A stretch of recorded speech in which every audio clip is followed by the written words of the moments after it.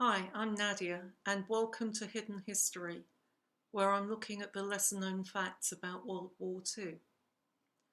Today, I'm examining some of Stalin's flagship construction projects that were built on the hard labour of prisoners detained in his penal camps. Stalin's main objectives were to colonise the vast and mostly uninhabited wilderness of Siberia, and to exploit its many natural resources, notably timber, coal, and metals. To achieve this, he needed to build canals, railways, and roads across this vast territory to allow the movement of people and goods. Stalin saw the Gulag as playing a vital role in his mission to transform the Soviet Union into an industrial economy. His massive infrastructure projects required 12-hour workdays outdoors in temperatures of -40 to -60 degrees, and these inflicted the highest death rates. In these temperatures, labourers suffered from frostbite and gangrene, losing their fingers, toes, ears, and even their noses. Not only this, but many of the projects were initiated at such breakneck speed to meet Stalin's targets that they were poorly planned and doomed to fail. So let's take a look at three of Stalin's projects. These are all located in the north of Russia, near the Arctic Circle, in some of the harshest climates in the world. And we'll begin here in the northwest with the White Sea Canal project. This was the first canal built by the Gulag prisoners, and as such it was a showcase for the success of Stalin's first 5-year plan. It was completed ahead of schedule in 1933 in just 20 months. It was designed to provide a shipping route that would connect the Baltic Sea, off the map here to the left, with the White Sea up here in the north.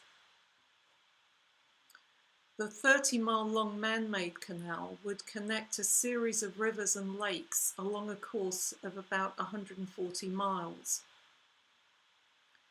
In order to convey sea-going ships, the depth of the canal needed to be about 18 feet, but corners were cut to reduce the time and costs and to stay within Stalin's 5-year target, so that as a result the depth of the canal was less than 12 feet in places, making it totally unsuitable for large sea-going ships, which was the very purpose for which the canal was built. So this project is typical of how the speed and unrealistic targets resulted in massive infrastructure projects being completely unfit for their intended purpose.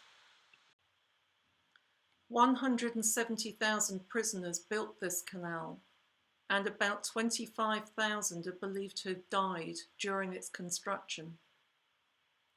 Prisoners had to move endless tons of soil and stone using pickaxes, hammers, spades, and wheelbarrows.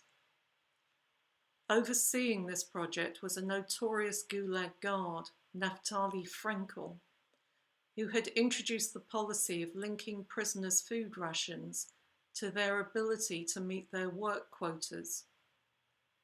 He was credited with saying, "We have to squeeze everything out of a prisoner in the first 3 months. After that, we don't need him anymore." The reason they didn't need them anymore was because they were probably incapable of working because of exhaustion. A month after the project was completed, Stalin took a trip up the canal by steamboat to stay in a hotel built especially for him by the prisoners. And in a propaganda stunt, 120 of Russia's best-known writers visited the canal to write a book applauding the value of Gulag slave labour and the ingenuity of Joseph Stalin. The next project I want to talk about was a rail extension from Moscow to Vorkuta.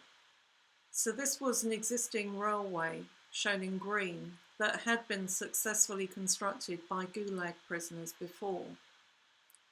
And Stalin wanted to extend this line, in the route shown in yellow, to take it up to Kameny, which is on the Gulf of Orb. And the reason he wanted to do that was in order to provide a deep sea port here in Kameny, where large seagoing ships would be able to transport goods out of the Gulag for international export.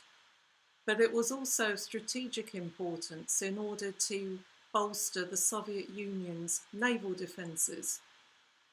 And the reason this concerned Stalin is because his only other deep sea port was over here in Murmansk. And this was right next door to the land border with Finland. And as such, he considered that port was very vulnerable to a potential invasion. So on paper, there were good reasons for proceeding with this project. And work began simultaneously near Vorkuta, starting to lay the railroad, and up here in Kameny, establishing Gulag Camps to house the labourers that would build the city and also the deep sea port here. Now, it was a full 2 years into this project when the engineers discovered that the water here in the Gulf of Orb was not deep enough to be able to take the large seagoing sea vessels, and so this whole project had to be scrapped. But still, Stalin did not give up his plan, and instead he had the idea to redirect the railroad further east, and with the idea of linking up with this very deep Siberian river, the Yenisei, which at its mouth has water deep enough to take a deep sea port.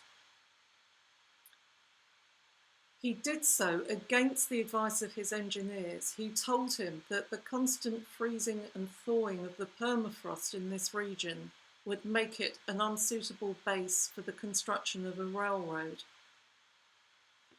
Again, this whole project wasn't properly thought through before construction began. The idea was that the railroad would run as far as Igarka here in the east, but this was still 150 miles from the deep sea port here, and how exactly goods were going to be transferred from the railroad to the port was never clear. In addition to that, there were no plans drawn up for how to traverse a number of large rivers that the path of the railroad ran across. And so the work on this project began simultaneously in 2 sections. Section 501 in the west ran from Salakard as far as Novi Orengoi, and section 503 in the east, while it didn't make very much progress at all, and these 2 sections never managed to meet in the middle. Eventually, after Stalin's death, this whole project was abandoned. It's thought that 100,000 Gulag prisoners worked on this railway, and that 1/3 of them died during its construction. Some estimates are much higher than that. There's simply no way to know. It was exhausting work in terrible conditions, laying countless wooden sleepers and metal tracks. They even had to saw through the metal rails by hand, if you can believe it. Because of the instability of the permafrost, the track heaved in the frosts and thaws and needed constant maintenance and repair. Despite the sacrifice of so many lives, all that's left today are the remains of disintegrating tracks and barracks in the middle of nowhere. And next, let's look at a camp in the east of Siberia called Kalima. And this was a region that was very rich in metal deposits. So gold, silver, tin, nickel, and copper were all found in this region. But it was also the most inaccessible outpost of Siberia because the Trans-Siberian Railroad ended down here. And so prisoners destined for Kalima, who had travelled sometimes for months on this railroad, then had to board prison ships and travel by sea up to Magadan, which was the closest port to the Kalima region. From there, the prisoners were marched on foot hundreds of miles to build their own camps near the metal deposits, and this journey alone killed many thousands. During Stalin's rule, there were 80 prison camps in Kalima that had a reputation for being the most notorious of all. The metal ore had to be extracted from the mines by hand. There was no safety equipment, and the mines, of course, were subject to collapse. Conditions in the mines were treacherous, and the guards didn't hesitate to shoot prisoners who were too weak to work. Many of the prisoners who were first sent here were kulaks, the Soviet peasants who resisted collectivization of their farms, and they were followed by intellectuals. When the first group of 11,000 prisoners arrived in 1932, not a single one of them survived the winter. And yet by 1940, there were 190,000 prisoners here. In an effort to improve the transport links to this inaccessible region, in 1932, Gulag prisoners began building the Kalima Highway, which was 1,200 miles long. Construction of this road continued for 20 years, which gives an indication of the technical challenges they faced. Permafrost again created an unstable foundation for this road, and because it was so cold, tar would not stick to the ground. So the road was made out of broken stones and gravel. It earned the nickname Road of Bones because the bodies of between 250,000 to 1 million prisoners who died during its construction were allegedly buried under the road. It takes 4 or 5 days to drive this stretch of road because the conditions are so poor. The road is extremely dangerous during the summer months because of rainy spells, when the road develops impassable mud pits into which trucks sink up to their doors. Poorly maintained sections of road and bridges have been washed away altogether. The road quickly becomes backed up with huge traffic jams, vehicles unable to pass those who are mired in the mud. So many of the towns that sprang up around the Gulag camps remain inaccessible today. Many people have left the area, seeking better prospects elsewhere, leaving behind ghost towns.